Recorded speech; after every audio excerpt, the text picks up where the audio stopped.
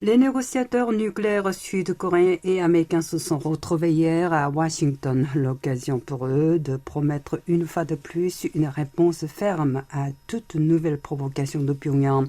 Effectivement, Kim Gon et Song Kim ont souligné que leur pays serait toujours prêt à faire face de manière rapide et appropriée à l'éventuel deuxième lancement du satellite espion coréen dont la première tentative du 31 mai s'est soldée par un échec.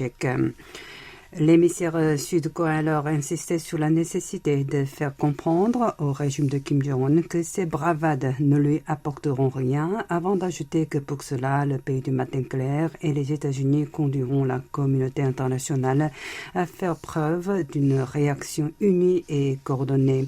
De son côté, son homologue américain a fait état des réponses multilatérales. Il peut s'agir de la coopération des deux alliés, des sanctions prises par eux conjointement avec le Japon ou encore de la réaction des autorités militaires.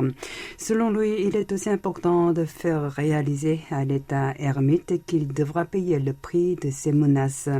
Les deux parties ont aussi décidé de travailler main dans la main pour couper les différentes sources de financement des programmes atomiques et balistiques du Nord, dont les cybermonnaies dérobées illicitement par ces hackers et les salaires de ces travailleurs dépêchés à l'étranger.